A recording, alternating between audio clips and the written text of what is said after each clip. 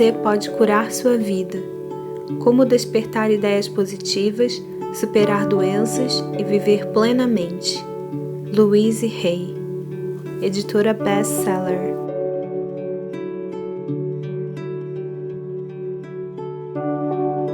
6. Resistência à mudança.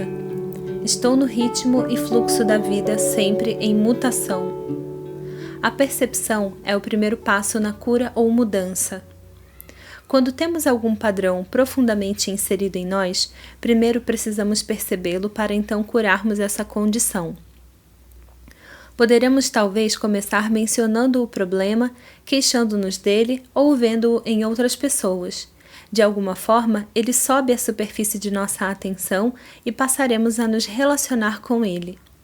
Muitas vezes atraímos um professor, um amigo, uma aula ou seminário, ou um livro que nos desperta para novos meios de se abordar a dissolução do problema. Meu despertar começou com uma observação ocasional de uma amiga que fora informada a respeito de uma determinada reunião. Ela não se interessou, mas algo dentro de mim reagiu e eu fui. Essa primeira reunião foi o primeiro passo no meu caminho de descoberta, mas só vim a reconhecer seu significado algum tempo depois. Frequentemente, nossa reação a essa primeira etapa é pensar que a abordagem é tola ou não faz nenhum sentido. É possível que pareça fácil demais ou inaceitável para nosso modo de pensar. Não queremos usá-la. Nossa resistência fica muito forte. Podemos até sentir raiva da ideia de aceitar essa abordagem. Uma reação desse tipo é muito boa, desde que consigamos entender que esse é o primeiro passo no processo de cura. Costumo dizer às pessoas que qualquer reação que tenham está ali para lhes mostrar que já se encontram no processo de cura, mesmo que a cura total ainda esteja um tanto distante. A verdade é que o processo se inicia no instante em que começamos a pensar em fazer alguma mudança. A impaciência é outra forma de resistência, ou seja, a resistência em aprender e mudar. Quando exigimos que tudo seja feito agora mesmo, terminado imediatamente, não nos damos tempo para aprender a lição relacionada com o problema que criamos. Se você quer passar de um cômodo para outro, precisa se levantar e ir até lá, passo a passo. Permanecer sentado na poltrona e exigir de si mesmo estar num outro cômodo não adiantará. O mesmo acontece com nossos problemas. Queremos vê-los resolvidos, mas não queremos fazer as pequenas coisas que, somadas, levarão à solução. Agora é a hora de reconhecermos nossa responsabilidade na criação da situação ou condição. Não estou falando em sentir culpa ou sobre você ser mal por estar onde está. Quero que você reconheça o poder no seu interior que transforma cada pensamento em experiência. No passado, sem sabermos, usamos esse poder para criar coisas que não queríamos experimentar. Não tínhamos consciência do que estávamos fazendo. Agora, reconhecendo nossa responsabilidade, podemos nos tornar conscientes e usar esse poder para trazer coisas positivas em nosso benefício. Muitas vezes, quando surgir uma solução ao cliente, uma nova maneira de abordar um tema ou perdoar a pessoa envolvida, veja seu queixo ficar rígido, os braços se cruzam sobre o peito, as mãos até se fecham. A resistência está emergindo, e então sei que atingimos exatamente o que precisa ser mudado. Todos temos lições a aprender. O que nos parece mais difícil em nossa vida são apenas as lições que escolhemos para nós mesmos. Se tudo nos é fácil, então não existem lições, só coisas que já sabemos. As lições podem ser aprendidas através da percepção. Se você pensa na coisa mais difícil que tem a fazer e no quanto resiste a isso, então está olhando para a sua maior lição no presente momento. O entregar-se, desistir da resistência, permitir-se aprender o que precisa, tornará o passo seguinte mais fácil. Não deixe sua resistência impedi-lo de fazer mudanças. Podemos trabalhar em 2 níveis. 1. Encarar a resistência. E 2. insistir nas mudanças mentais. Observe, analise o modo como resiste e depois continue em frente, apesar de tudo. Pistas não verbais. Nossas ações frequentemente mostram nossa resistência. Por exemplo, mudar de assunto, sair da sala, ir ao banheiro, chegar atrasado, ficar doente, adiar, fazendo qualquer outra coisa, ocupando-se, desperdiçando tempo, desviar o olhar ou olhar pela janela, folhear uma revista, recusar-se a prestar atenção, comer, beber ou fumar, criar ou terminar um relacionamento, criar defeitos em carros, eletrodomésticos, encanamentos e etc. Hipóteses. Muitas vezes formulamos hipóteses sobre nós e outros para justificar nossa resistência e surgimos com declarações como: não adiantaria nada, meu marido ou mulher não iria compreender, eu teria de mudar toda a minha personalidade, só a gente louca vai a terapeutas, eles não conseguiriam me ajudar com meu problema, eles não saberiam lidar com minha raiva, meu caso é diferente. Não quero incomodar ninguém. Vai passar. Ninguém consegue. Crenças. Crescemos com crenças que se tornam nossa resistência às mudanças.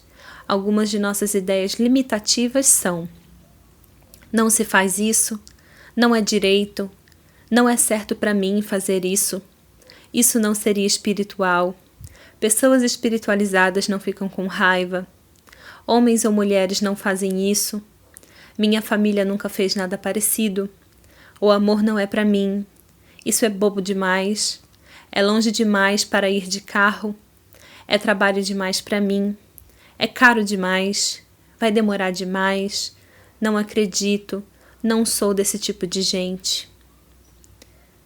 Eles. Damos nosso poder a outros e usamos uma desculpa para nossa resistência em mudar. Temos ideias como: Deus não aprova. Estou esperando que os astros digam que é a hora certa. Este não é o ambiente adequado. Eles não me deixarão mudar. Eu não tenho o professor, ou o livro, ou a aula, ou a ferramenta certa. Meu médico não quer. Não consigo tirar algumas horas de folga. Não quero ficar submetido a eles. É tudo culpa deles. Eles têm de mudar primeiro. Assim que eu conseguir, vou fazê-lo. Eles, ou você, não entendem. Não quero magoá-los. É contra a minha criação, religião, filosofia. Conceitos sobre o eu.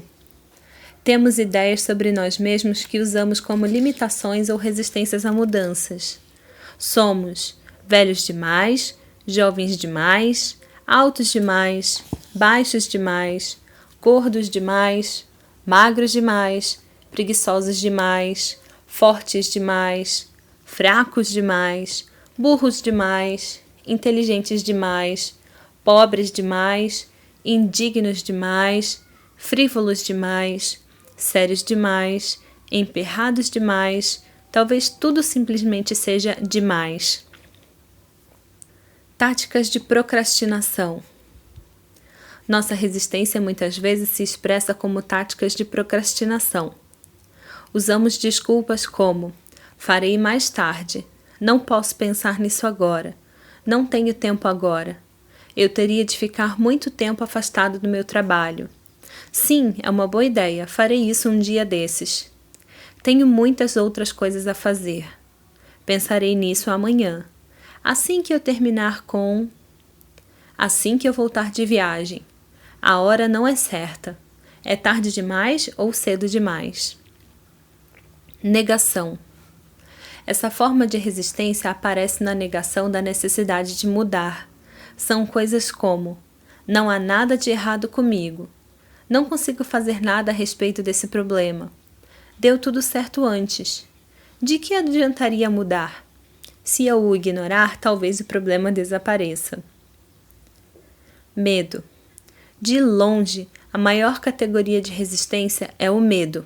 Medo do desconhecido. Ouçam estas. Ainda não estou pronto. Posso falhar. Eles poderão me rejeitar. O que os vizinhos vão pensar? Não quero piorar tudo. Estou com medo de contar ao meu marido ou mulher. Não sei o bastante. Poderei me magoar.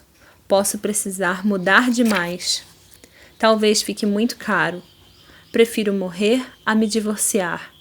Não quero que ninguém saiba que tenho um problema.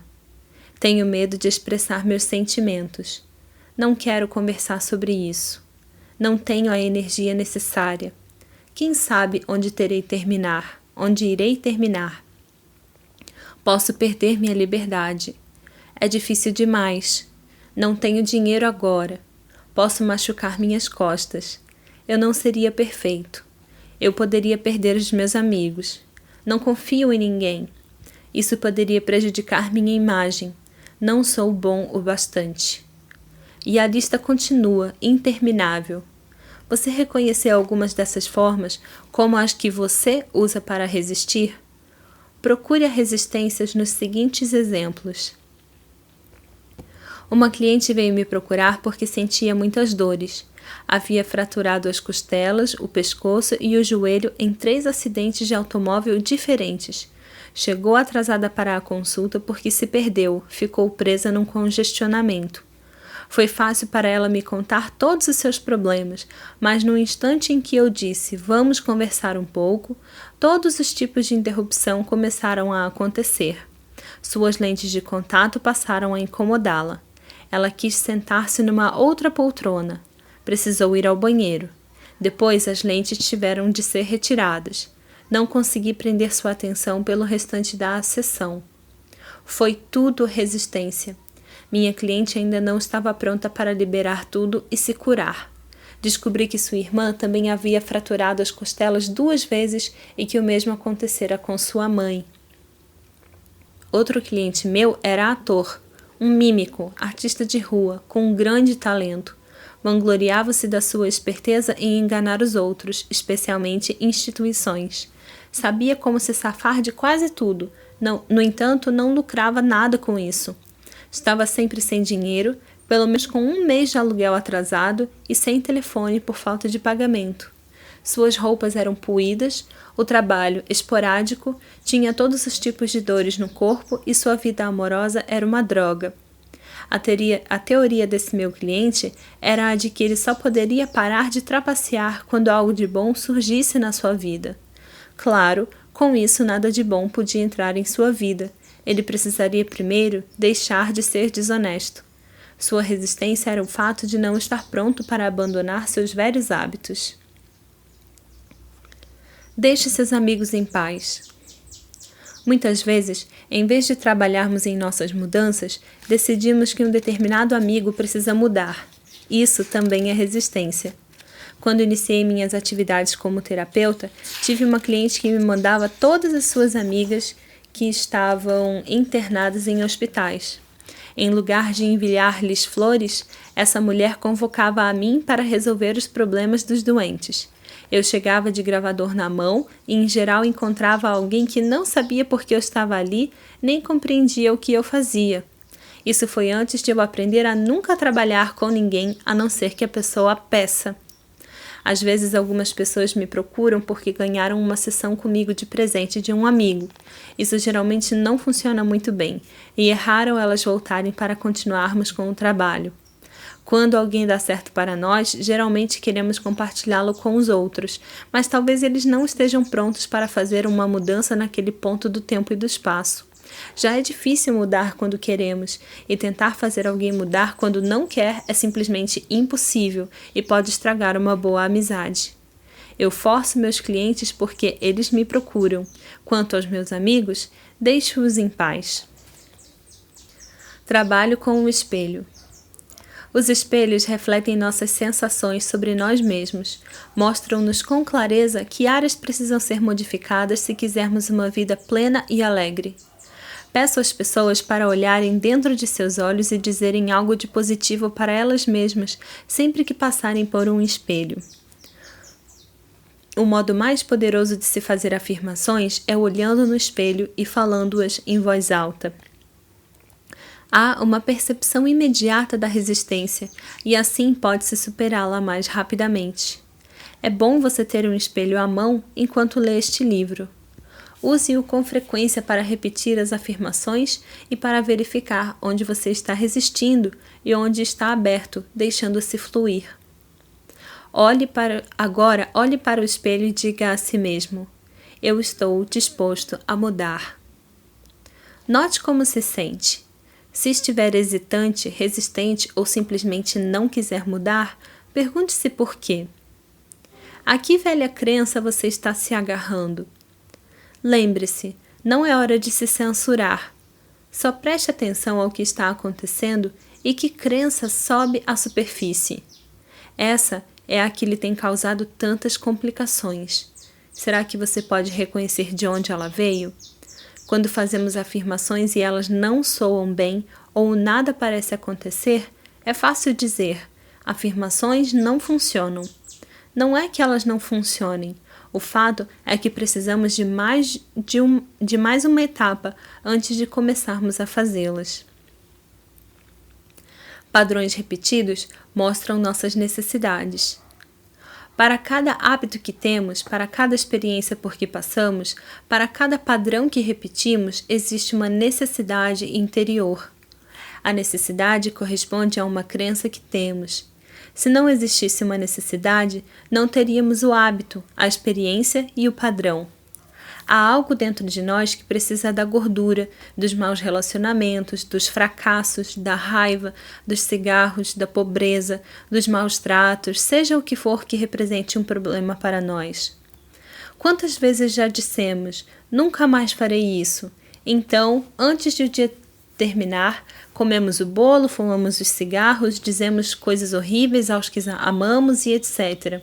Então, aumentamos ainda mais o problema, afirmando a nós mesmos: você não tem força de vontade, não tem disciplina, você é fraco demais. E isso só aumenta a carga de culpa que já carregamos. Não tem nada a ver com força de vontade ou disciplina. Seja do que for que estejamos tentando nos livrar, trata-se de apenas um sintoma de um efeito externo. Tentar eliminar o sintoma sem trabalhar na dissolução da causa é inútil. No instante em que relaxamos nossa força de vontade ou disciplina, o sintoma brota de novo.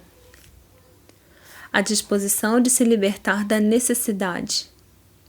Costumo dizer aos meus clientes: deve haver uma necessidade em você colocar essa condição, senão você não a teria. Vamos dar um passo atrás e trabalhar na disposição de se libertar da necessidade.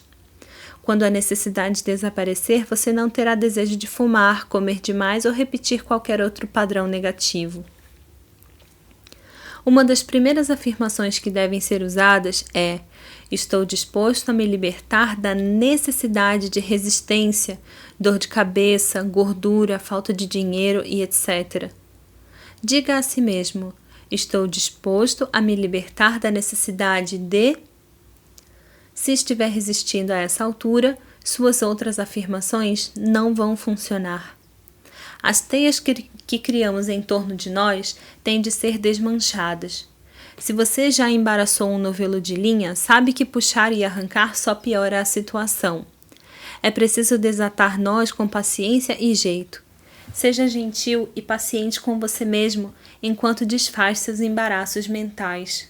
Procure ajuda se necessário, mas, acima de tudo, ame-se a si mesmo durante o processo. A disposição de se libertar do velho é a chave. Esse é o segredo. Quando falo necessitar do problema, quero dizer que, de acordo com o nosso conjunto particular de padrões de pensamento, necessitamos ter certos efeitos ou experiências externos. Cada efeito externo é a expressão natural de um padrão de pensamento interno. Lutar apenas contra o efeito ou sintoma é desperdiçar energia e com frequência só serve para aumentar o problema. Eu sou indigno cria a procrastinação. Se um dos meus sistemas de crença interiores ou padrões de pensamento é eu sou indigno, um de meus efeitos externos provavelmente será a procrastinação. Afinal, ela é um dos modos de nos impedir de irmos para onde queremos. A maioria das pessoas que vivem adiando as coisas gastará muito mais tempo e energia menosprezando-se pela procrastinação. Essas pessoas se rotularão de preguiçosas e, em geral, se farão sentir como se fossem más. Ressentimento pelo que acontece de bom com os outros. Tive um cliente que adorava ser o centro das atenções e comumente chegava à aula atrasado para poder criar uma comoção. Ele fora o caçula de uma família com 18 filhos e, como seria de esperar, era o último na lista de ganhar coisas. Quando criança, viu todos terem, enquanto ele só sonhava. Já adulto, quando sabia que alguém fora contemplado pela sorte, não conseguia regozijar-se com ele. Só dizia, puxa, gostaria de ter ganhado isso, ou droga, por que isso nunca acontece comigo? O ressentimento pelo que acontecia de bom aos outros era uma barreira para seu próprio crescimento e mudança. A autovalorização abre muitas portas. Uma senhora de 79 anos veio me procurar. Era professora de canto e vários de seus alunos estavam fazendo comerciais para a televisão. Ela gostaria de fazê-los também, mas tinha medo. Apoiei-a plenamente e expliquei. Não existe ninguém como você. Seja você mesma. E acrescentei. Faça-o pela diversão. Existem pessoas lá fora procurando exatamente o que você tem a oferecer. Deixe-as saber que você existe. Minha cliente ligou para vários agentes e diretores de elenco falando: sou uma senhora muito idosa e quero fazer comerciais. Em pouco tempo recebeu um convite para trabalhar e desde então nunca parou. Costumo vê-la na televisão e em anúncio de revistas. Novas carreiras podem começar em qualquer idade, em especial quando alguém está procurando diversão. Autocriticar-se é errar completamente o alvo. A autocrítica só intensificará o adiamento e a preguiça. A energia mental deve ser aplicada na dissolução do velho e na criação de novos padrões de pensamento. Diga: estou disposto a deixar sair a necessidade de ser indigno. Sou digno do melhor que existe na vida e agora, cheio de amor, me permito aceitá-lo. Enquanto eu passar alguns dias repetindo essa afirmação muitas vezes, o padrão de efeito exterior da procrastinação automaticamente começará a desaparecer. À medida que eu criar internamente um padrão de autovalorização, não necessitarei atrasar o que for para o meu bem. Você entende como isso poderia se aplicar a algum dos padrões negativos ou efeitos externos que existem em sua vida? Vamos parar de desperdiçar tempo e energia diminuindo-nos por algo que não conseguiremos fazer se temos certas crenças interiores. Mudemos as crenças. Não importa qual seja a abordagem escolhida ou sobre que assunto estejamos falando, estamos apenas lidando com pensamentos, e pensamentos podem ser mudados. Quando queremos mudar uma condição, precisamos dizer: estou disposto a abandonar o padrão dentro de mim que está criando esta condição. Diga isso a si mesmo muitas e muitas vezes sempre que pensar no seu problema ou doença. No minuto em que fizer essa afirmação, você sairá da categoria de vítima. Você não é mais impotente se está reconhecendo seu poder. O que está me dizendo é: estou começando a compreender que eu criei isto. Agora pego o meu poder de volta. Vou me livrar dessa velha ideia e deixá-la ir. Autocrítica. Tenho uma cliente que é capaz de comer meio quilo de manteiga e tudo o mais que encontra quando não consegue suportar os próprios pensamentos negativos. No dia seguinte, fica enraivecida com seu corpo porque ele é gordo. Quando ela era menina, costumava andar em volta da mesa do jantar depois que todos terminavam, comendo os restos e a manteiga, às vezes quase um tablete inteiro. A família ria e achava engraçadinho. Essa era praticamente a única aprovação que minha cliente recebia dos parentes. Quando você se repreende, quando se menospreza, quando se dá uma sova, a quem acha que está maltratando? Quase toda a nossa programação, tanto positiva quanto negativa, foi aceita por nós quando tínhamos 3 anos. Nossas experiências desde então estão baseadas naquilo que estamos acreditando sobre nós mesmos e sobre a vida naquela época. O modo como fomos tratados quando pequenos geralmente é o modo como nos tratamos agora. A pessoa que você está maltratando é a criança de 3 anos no seu interior. Se você é uma pessoa que fica com raiva de si mesma por ser medrosa e assustada, pense em si como sendo uma criança de 3 anos. Se você visse à sua frente uma criança de 3 anos cheia de medo, o que faria? Ficaria bravo com ela ou estenderia os braços para confortá-la até ela se sentir segura e tranquila? Talvez os adultos que viviam à sua volta quando você era criança não soubessem como confortá-lo na época, mas agora você é o adulto em sua vida. Se não está confortando a criança no seu interior, trata-se de algo muito triste mesmo. O que foi feito no passado pertence ao passado e terminou. Mas este é o presente e agora você tem a oportunidade de se tratar como quer ser tratado. Uma criança assustada precisa de carinho, não de repreensões. Ralhar consigo mesmo só o torna mais assustado e não existe lugar para onde fugir.